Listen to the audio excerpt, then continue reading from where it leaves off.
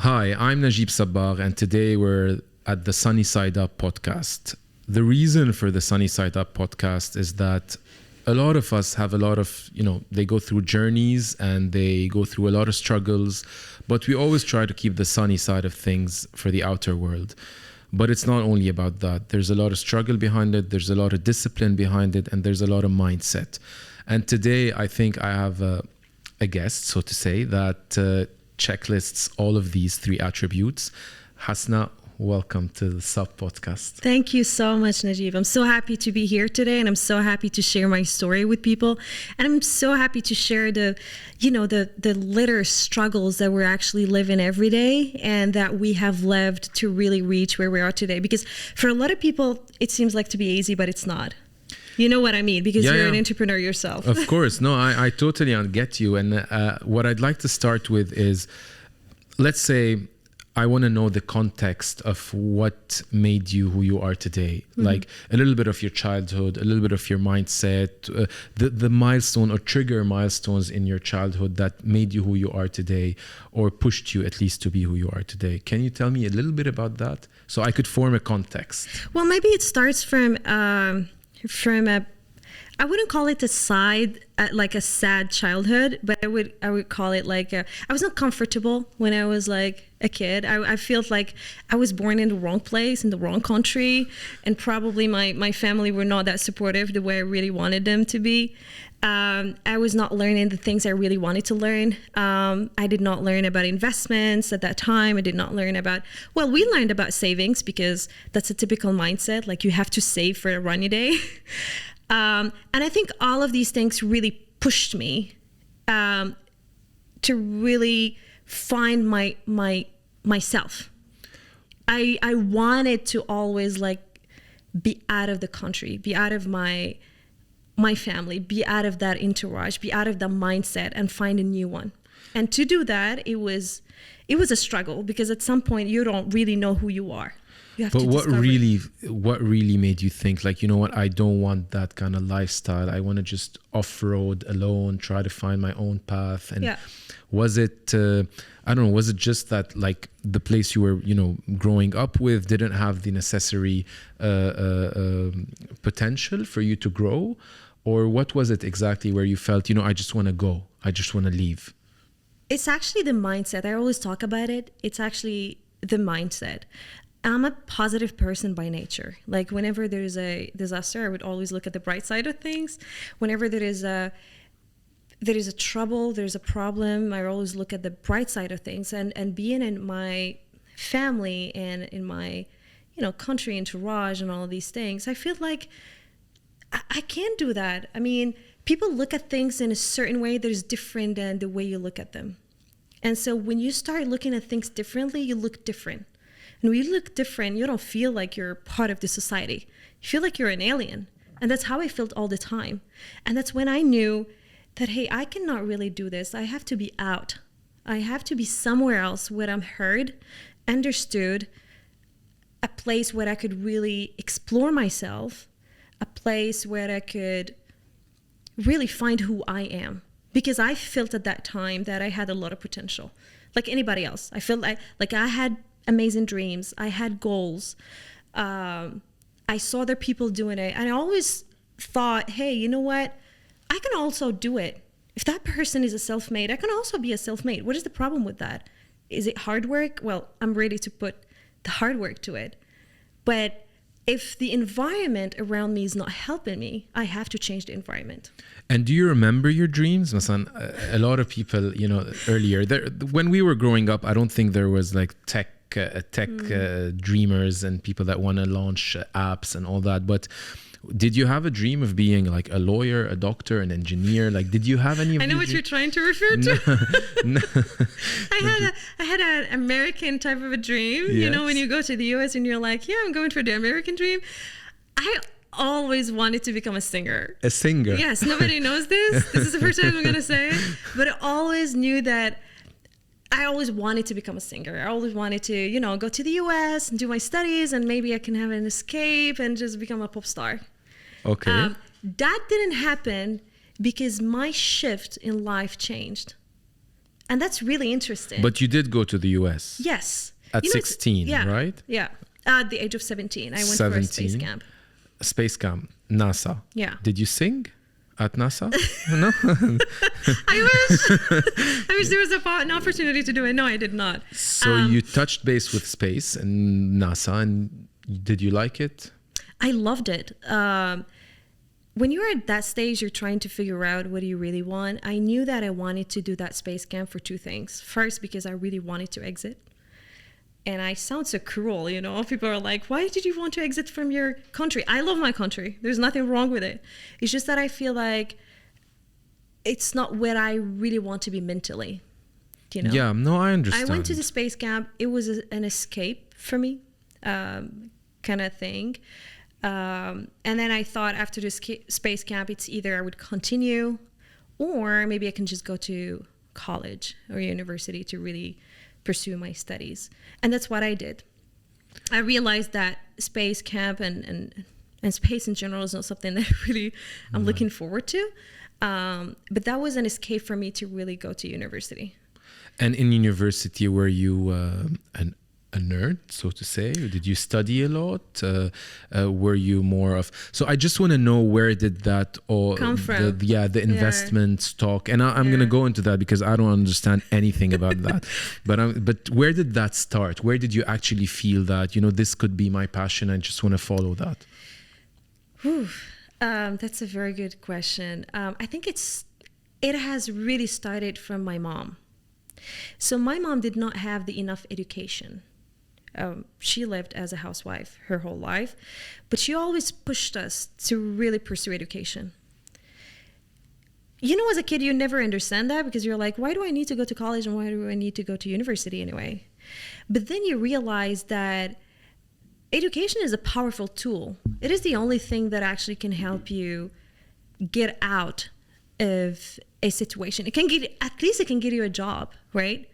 Well, now a lot of people are choosing the right jobs for them. That's something else. But it can get you a job. It can help you really escalate your career, and then you can go through the entrepreneurship and all these things. Now, going back to the education, yes, I was a nerd, and I used to feel super guilty if I don't do well, because I thought education is the only escape for me, and I really have to do it well. And were you trying to prove something, saying, you know, I need to do well, I need to have good grades so that I continue that? Like, because struggle starts from there. You know, struggle to follow that dream starts from there. Like, did you feel that if you don't do well, things might change and you need Yeah, I always thought if I don't do well, then what else I can do?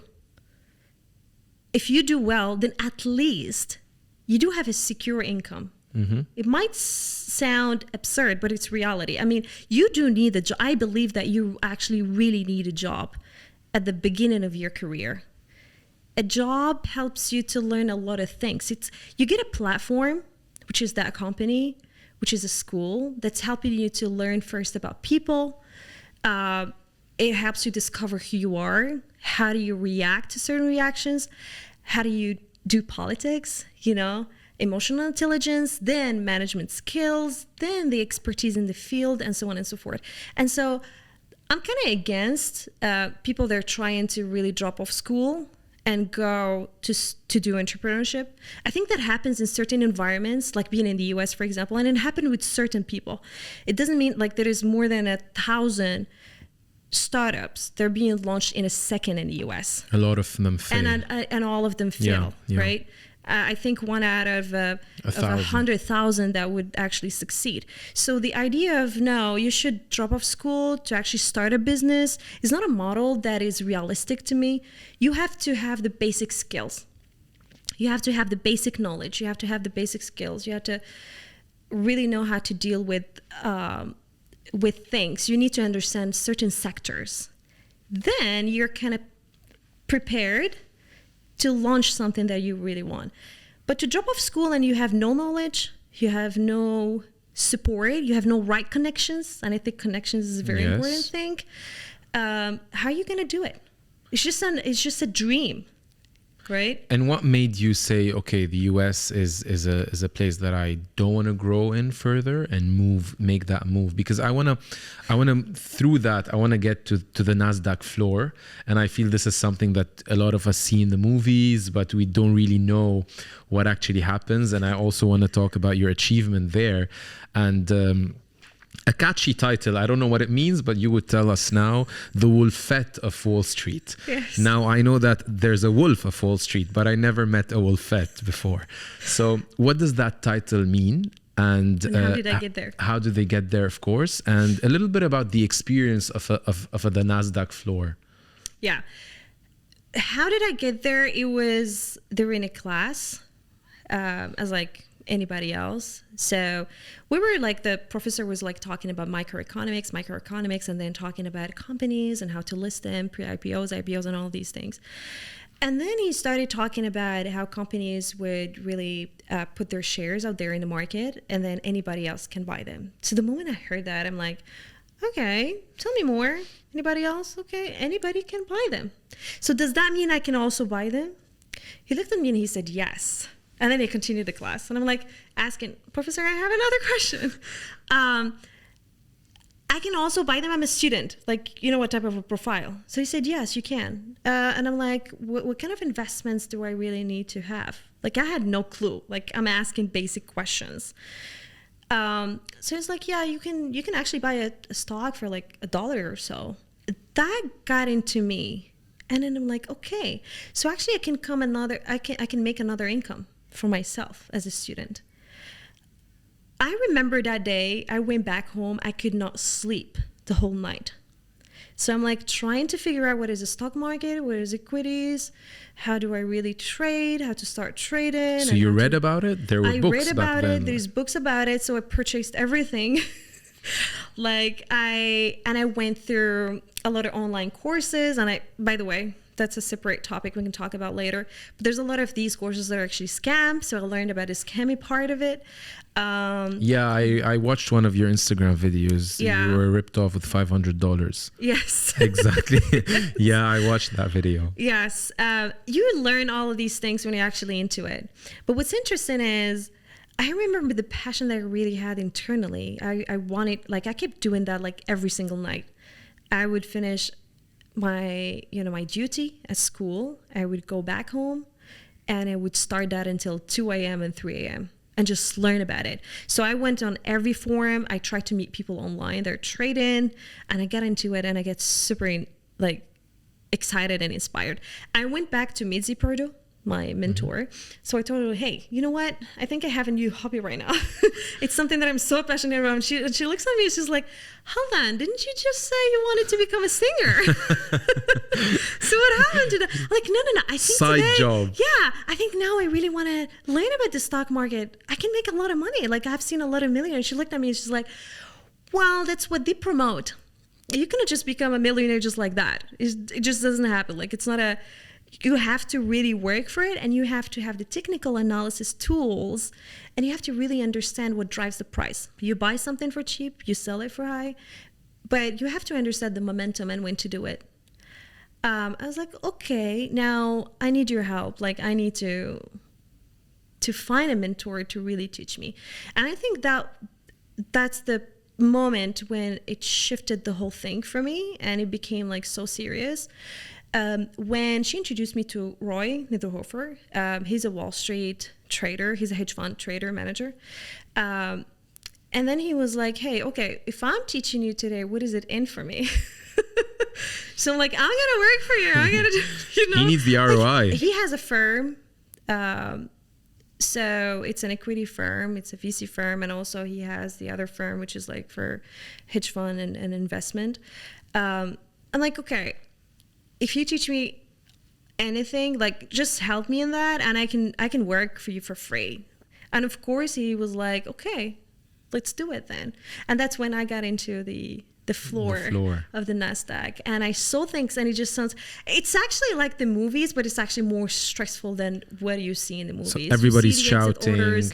Yes, everybody's shouting. There's companies that are trying to buy further. It's a sales floor. Why do you shout? Like, just like, why is it shouting? Because it's a sales floor. You have to sell. If you don't do that, it's an OTC platform. And are there like political kind of cliques inside on the floor, like people that? Yeah, of course. You. The feeling is that everybody's hungry. Yeah. You know the word wolf of Wall Street? You actually really have to be a wolf. Okay. You actually really have to run and hunt. If you don't do that, that's why they shout. Because if you don't do that, somebody else will do it. Of course. And so there's a high competition, and you have to really try hard to get in there. And were there a lot of women on the floor? No, there's not a lot. I think the whole sector does not have a lot of women in general. Do you think that this is an interesting topic for women? And I'm just trying to understand. I'm looking at the people around me, for example. The majority that are within that kind of vertical are males. Yes.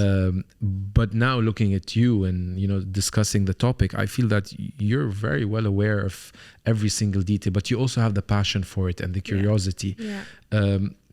Which stock did you earned your first dollar from which stock? Before it's called EYES, it was a penny stock. Okay. It's EYES. Okay. But before going into there, I want to go back to the women part. Yes. Because you said that I think it's coming from the lack of education that we're receiving at a childhood. And I think our parents today, or parents in general, do not educate their children around money, which is very important. I remember when I was a kid, like talking about money was like a taboo topic. Like, hey, why are you talking about money? I'm like, you cannot talk about it. You should otherwise somebody else would label you as greedy. Mm-hmm. And how is that even related? If you love money, it means you're a bad person. So we were taught that way. And I think a lot of women and a lot of kids are taught that way. Plus, I think it's a very tough environment. Numbers in general, not everybody likes them. And I think it's kind of tough for women to get into there, but they do have the knowledge, they do have the chutzpah, they can actually really do it. Like, they're equipped to go and become the best investors. Actually, I think there's a book called Money is Female.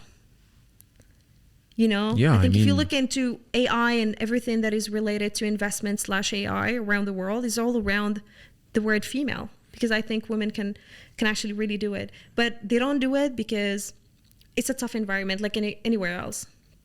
And what's your relationship with money? Like, do you feel money is made to invest, to enjoy, to That's a very good question. I think money is made to support people, to support economy. A lot of people say, hey, you should launch an NGO. I would say no, you launch a business. Because when you launch a business, you create a workforce. You make people work. And those families, or those people that are working for you, they're actually supporting other people and other families. And so that's that's where I see money is very important. Plus, money makes things easier for you in life. I'm going to challenge that thought, but I just challenge me. Yeah, so I'm just saying. So you're kind of saying that investing in an NGO would maybe increase the poor because they would then rely on it, but investing in businesses would make people, work and move into a work environment rather than just say, okay, you know what, I belong to that NGO and I'm getting help out of that NGO, and then I'll do it and I won't work anymore. I do believe in the saying that says, don't teach someone how to fish. Yeah. But no, don't give a fish to somebody, but teach them how to fish. Yeah. It changes the whole thing. I would teach someone how to really work and make their own income and make their own money, because they can find their own path in life. They can make it their own. When you give, I think, well, I'm not saying that we should not support NGOs. I do personally support NGOs. We do all support NGOs. But what I do say is when you support an NGO, it stops there. Nothing happens out of it. But imagine if you do support and it creates opportunities for people. Yeah, I have seen a beautiful NGO that I've been supporting lately. It's actually really interesting. So you do have people that are really funding the NGO and supporting it. And then they're teaching the kids on certain jobs and how to really pursue life. They're kids with determination. So they're actually creating a job for them before they reach to a certain age, which is interesting. I mean, it's when you teach someone something, this is for life. Yeah. When you give someone that support, that's momentarily, it will end. It won't last forever. Yeah. But on the teaching part, I'm so bad at stocks and at trading. And, when you're on your phone and you get that widget for the stocks, I just remove it. But you don't have to be good at it. I don't know why everybody wants to be good at it. You don't have to be. Just let's explain it in an extremely simple form. So you go in, you just, create an account, all that. You just buy stocks. I love how you explain it. Personally. It's just different. Yeah, it's very different, right? So please, just explain. I can tell you more. No, maybe version. Because you just, just train with like fake money first, and then you get a hold of it, and then you start with like real money, and then maybe you get in someone to help you, or like if you want to invest in big, with big amounts, you go towards more of a private equity but how does it really work? So let's say I have $100 and just want to invest. So before it was really different. If you look at maybe 6 years ago, it was pretty much different. You would call, like a company or a trading company or a trader, an OTC desk, and you would tell them, hey, I want to really invest my money, and then they would put your money into the stock market, they would purchase things and so on and so forth. And all of these things used to create you had no visibility, and second, it would like take you more time, and it would be over the phone, and so kind of wasting the time. Things got involved with the help of technology and now with AI, where you're actually just using an app and you are buying stocks or shares and equities from a stock exchange in a country, and that's it. It's just with a click. So what happens is every company launches a couple of shares in the market. The reason behind that is because they want to raise funds, right? So they launch them publicly, then they do have people that are trading them. Now, there's people that are buying them. Like you can just go and say, hey, I want to buy Apple shares or I want to buy Microsoft shares, and you can just do it with a click. Now, the tricky part is when to buy and when to exit. And I would say the tricky part is actually when to exit the trade. When you enter a door, you want to know where to exit.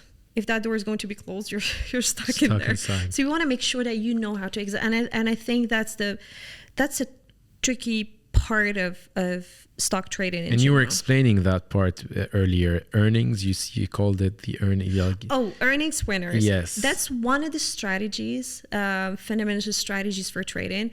Earnings winners is basically when a company would list like their earnings in the market. What happens generally is that after 2 days, you would see a spike in the price. And what I used to do is earnings winners trading. So once it reaches to, that spike after 2 days, I would buy and I would sell after a couple of days, and I would do swing trading. And so that momentum was kind of interesting for me to really kind of build wealth and be sure about my, my trading strategy. The only issue is that it's seasonal. Mm-hmm. Earnings winners are seasonal, so like every day, like companies would launch earnings winners, and so that was one of the strategies. And Hasnea, one more question. Fast forward, how did you decide to come to Dubai? Like, it's like I grew up here, so I don't have a story about that. But how did you when did Dubai get on your map and you said, you know what, Dubai is somewhere like I need to be? And you're actually making me say a lot of things about me today, which I love. I never shared this with anybody before. But whenever somebody asks me, like, how did you really get into Dubai? I had no plan for Dubai. I had zero plan. So and you it's came so for a holiday? Strange. It is so strange coming from someone like me who plans everything. Like my friends laugh about me. They say, hey, you plan even when you go to the supermarket and what you're going to buy and for how much you're going to buy these things. I didn't come for holiday. I needed a break. So I went from the US, I went to Morocco, and then I went for a family thing because my grandma passed away at that time and it was a really hard time for me. So I was like, okay, let me go back to Morocco. Maybe I can start something in Morocco. That's the second trial for me to kind of, go back to the same mindset what I was that I was trying to leave. What were you going to start? I'm interested to know, like, what kind of businesses were you planning to do before you actually went into the stock market, like, and started to, build private equity firms in Dubai? Like, were you always keen on that kind of business? No, I was not. No, I remember my first internship was with Coca-Cola. And so I thought I wanted to do marketing because everybody was like, hey, you know what? Marketing is the best department for you to do. Yeah. That was before it was in one of my trips from the US to Morocco during the summer, when you do have like summer sessions and you do internships. And then I don't know if I really like that or not. I learned things from the marketing perspective, but I didn't have a vision at that time that I really wanted to do investments. And the reason why is because I always thought stock trading is something, investments is something different. Just for people to understand, because a lot of people are misunderstanding them. I've always done like stock trading, but in my parallel world, I was trying to figure out if I really wanted to do investments or not. Now, what I think is investments is really hard for people to understand because you do have to have certain knowledge and like triggers for you of when to buy and sell. Some people, they don't need education to do that. They would just be like simple traders. They would buy an item and they would know where and how to buy it for very cheap and sell it somewhere else. Some people just have it بالفطرة يعني. Yeah. I never knew that I really wanted to do investments until I got into a lot of discussions with people. I would meet people in the field. I would be with people. And then I realized, you know what? This sector is actually really interesting. I really want to learn more. And so the more I kept on learning more, the more I felt like this is really who I am. I forgot about that dream that I told you earlier. Yeah, the singer dream. Yeah, I was gonna ask you. I felt that. I feel that you really work a lot. One, I feel that you do have a compromise. You did compromise a lot, and I'm gonna tap into that in the next question. But I also feel like you're driven. Yeah. And it doesn't seem like it's a financial drive. Money is not what drives you. There's something else that I feel actually drives you. Yeah. And do you know what that is? Because for example, some people ask me what drives me, and sometimes I don't really know what actually drives me, but I know something does. Do you know what drives you? At first, when I asked myself that question, I thought it was family. I thought it was because my mom, she didn't have this certain things in her life. And I feel like she really wanted to see her kids succeed, like any mother in this planet. I thought that was it. I mean, it started from there. And then I realized that it's actually passion. When I'm passionate about something. A lot of people come to me on social media and say, hey, teach us about stock trading. Like, we want to make money. So they link money to stock trading. Or trading in general. And I'm like, why does it really to have that way? Stock trading is my passion and it is my story. But does that mean is it going to be the same for you? Maybe not. Maybe you're passionate about something else. You're passionate about fashion. Does that mean you cannot really make money in fashion? Well, it's a $2 trillion industry. Of course. You can, right? Money should not be the goal and the aim when you ask for something. It should be where you're really passionate about and try to, focus in it and try to do it every single day and pursue it and learn more about it, become an expert. And then money comes later on. If you're an expert in media today, let's say you have succeeded, like, you have done a 30 years experience or 20 years or 10 years experience in media. At some stage or at some point, you become an expert in it. The money comes in. Yeah. Right? So people actually search for the wrong. Money is not the problem. I think it's really easy to get the money. Yeah, and that's why nowadays, a lot of scammers find ways to get money. I really think it's easy. Like a lot of scammers find ways to scam people and scam really high profiles to get the money they want. You can get money from loans. You can get money from credit cards. You can get money from investors. From investors. You can seek investors. You can show the best side of yourself and get the money. But that's not the thing. If you have it now, what are you going to do with it? That's the question. So you need to have the passion. You need to know what to do with it. You can deploy that money to do something that you really want to do. Where's the work-life balance? Do you believe in that? Yes, I do. And where is it? Yes, I do. Do you have it? Yes, I do. So you kind of say, this is my hard stop. That's it. Yes. I'm going to go for my life now. I do have that in mind, and it's kind of crazy. I try to be in control of myself. I think the trigger point is to be in control of your life. And so for me, I'm like, no, this is my time for my golf session today. This is my time for family. This is my time for friends. This is my time for certain things. And then work is in there. So people, they see that I'm just into work, but it's actually a mix of everything. And I think that's really important. When you go and disconnect and meet new people, you learn more about yourself. You learn more about cultures. Same when you travel. You learn more about things. Yeah. And these things actually inspire you. That's when you get inspiration. You cannot just get it by working. You get bored. You get tired, I guess. Yeah, golf. I don't know how you get inspired with golf. Well, actually, I'm going to give you a trick. I think golf is a great, amazing place to network. Yeah, that for sure. Yeah, I think it's a beautiful place. But a lot is of it a people are like, sport? it's so boring. To me, to be honest, it's Did you try it? Yeah, I tried it once. Very bad. But Where did you try it? Top Golf? Yeah, no, not Top Golf, Montgomery. But I was very bad anyway. But I would have, put some time into it had I felt it's fun. But is it really fun? It is fun. It is like anything else. It is who you're doing it with. So it's just like, going out, conversing on a certain topic, maybe closing a deal. Well, you can close a lot of deals, yeah. But through it's golf. why you don't find it interesting? I'm kind of surprised. I can drive the cart. Like, I find that interesting. You know what? I think you are facing the same problem like anybody else. The moment you have tried it and you could not really, because it looks easy. It's not easy. It's not easy. At all. It looks very easy, but it's not. And so what happens to a lot of people, they try it the first time. It's not easy for them. They fail. They leave. Like anything else. On that topic specifically, with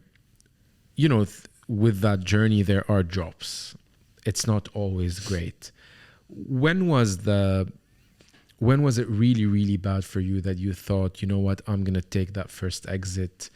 I'm not going to do it. I'm not going to try anymore. Are you going to ask me about failure? Yeah. Okay. I don't believe in failure. I think that's the reason behind where I am today. I do see failure as like a challenge, but I don't see it as failure. I know that something is not working for me when I feel like I don't have the right components around it. I'm not really fully prepared. So I either postpone it until later on, until I get all the skill set for it, or I just say, hey, this is not my thing. I cannot just, become a model, for example, maybe. Because maybe of my age, maybe I have to work hard for it, maybe I have to have certain skill set. So it's going to become a new goal for me. And if this is who I am today, with my position today, it's not going to work. So you have first to be realistic with yourself. And then you have to know when to let go of certain things. And then either push them to another stage. Or just put another plan for you to work on them. What's your plan for the future? But I don't see failure stocks. as like failures. What are you planning for the next? Like, are you, diving deeper into the fintech investment stock vertical? Are you planning to do anything else? I'm trying to serve people. I feel like I'm driven by people. I love it when people actually come to me and say, hey, you know what? You have said this and it changed my life. You know, you have no idea. Once I went live on Instagram and somebody said, you have actually advised me and said, hey, you should focus on one thing, because he had multiple things he wanted to do in life. And I said, hey, you should focus on only one thing and do it. And that advice, or that word, changed his life completely. He came to me after 3 years and said, do you remember what you told me 3 years ago? I'm like, what did I tell you? I don't even remember. It's like, you told me to focus, and it changed my life. And so you realize that you're actually, impacting other people, changing people's lives by maybe advising them, saying certain things, just inspiring them in general. And that makes me so happy. And that's what I want to do for the future. I feel like I really want to serve people. When you see that change and you see like you're the contributor for it, like look at your show right now and you're contributing to it and people are like inspired, it changes the whole paradigm for you. It's a paradigm shift. Yeah, and it's beautiful you said it, because, the power of words is intangible. You can't feel it, and but once you realize that one word or one discussion can change someone's life, you really need to start thinking twice about what you say to people.